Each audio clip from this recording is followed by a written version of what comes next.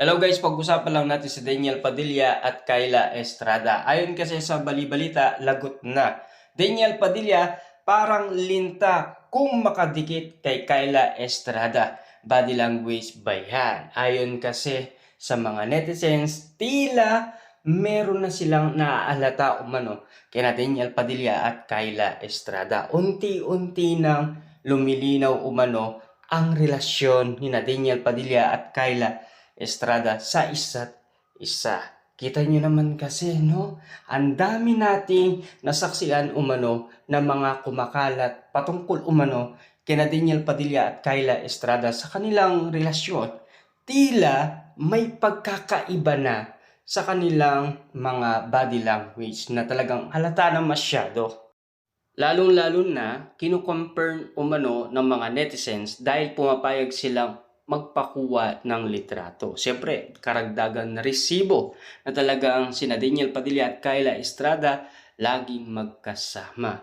At siyempre, yung sa nanood sila ng concert, tila may kumukuha ng litrato at video. Kaya nga naman kasi kumakalat yan. At lalong-lalo na siyempre may yakap at bulungan at lalong-lalo na siyempre may halik daw. Ayon kasi sa mga netizens na naniniwala sa mga galawan din yan Padilla. Ika nga, nasasaksihan nila na masaya na si Daniel Padilla patungkol umano sa relasyon nila ni Kyla Estrada. Aminado naman tayo doon kasi nakikita naman natin sila na talagang nagbo-boom ang kanilang relasyon. Lalong-lalo na nagbo-blooming ang kanilang pagmamahalan. Kasi nga, kinikilig nga naman kasi sina Daniel Padilla at Kyla Estrada sa isa't isa. Lalong-lalo na nung una. Nasaksihan kasi yan nung nagpo-promote nga naman kasi ang Incognito cast. Nakita nila si Kyla Estrada na lalong itong tumititig kay Daniel Padilla at kapansin-pansin nga naman kasi yun.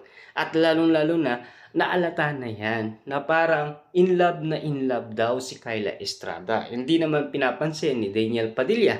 Tila kasi medyo alaala pa ni Daniel Padilla ang mga nakaraan nila ni Catherine Bernardo. Na alam nyo naman siguro, nag-move on pa lang si Daniel Padilla, di ba? Umuugot pa rin siya.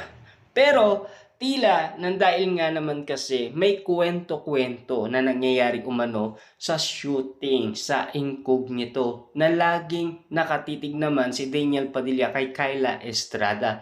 Tila may kabaligtaran naman na sitwasyon na naaalata na ng ibang cast. Kaya nga naman kasi tinutukso na.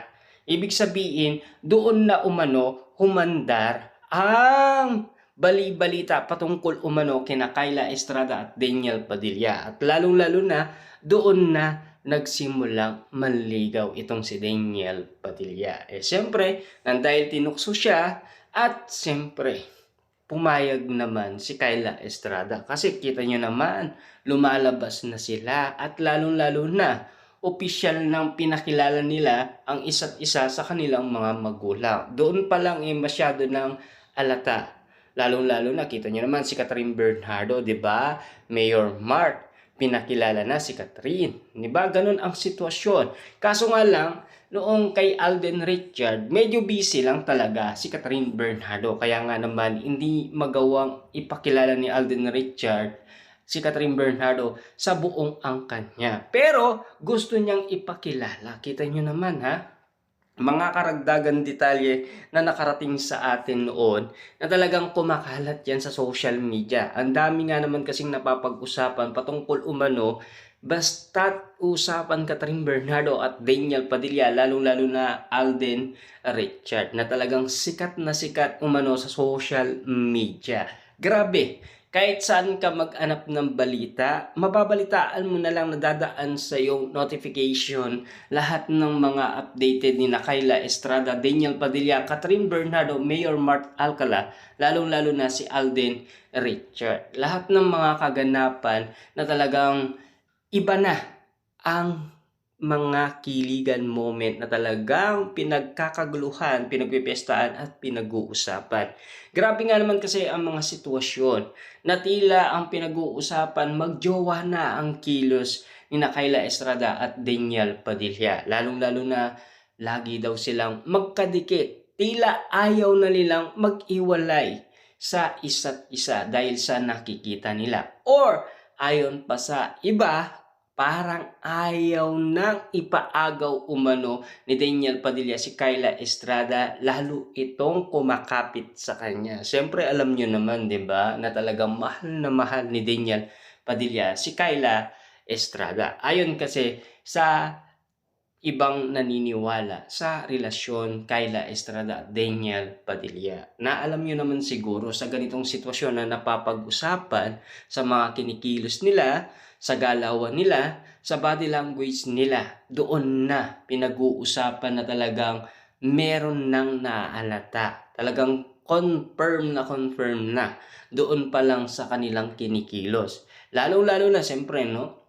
Si Catherine Bernardo. Pag siya lumalabas kasama ang kanyang mga kaibigan, ini-invite niya si Alden Richard. Sumasama naman si Alden Richard. Ngayon naman, Daniel Padilla, kapag meron siyang gig, sinasama niya si Kayla Estrada, 'di ba? Para may katunog lang na konti lang doon sa cut din sa Daniel Padilla at Kayla Estrada ngayon, 'di ba? Kita-kita niyo naman siguro. Kasi sa daming mga nabalitaan natin ngayon, tila ang balita pa rin kay Alden Richard. Ang pinag-uusapan nila, puro Catherine Bernardo ang pangalan na binabanggit nila kay Alden Richard. Pero ayaw lang magsalita talaga ni Alden Richard, di ba? Kitang-kita nyo naman siguro na talagang si Alden Richard tahimik lang at ayaw niya umanong ipamalita. Kita niyo naman silang dalawa ni Catherine Bernardo, ayon sa kanya magkaibigan lang sila. Kung ano man ang nakikita natin, yun lang sila, 'di ba? Daniel Padilla, nagsalita rin si Daniel Padilla, kung ano man ang mangyayari, intayin lang natin mangyari. Ano nga ba talaga ang nangyayari sa kanilang mga kinikilos at galawan? Yan na ba ang mga sinasabi ni Daniel Padilla sa mga nakikita natin na talagang meron nang nangyayari?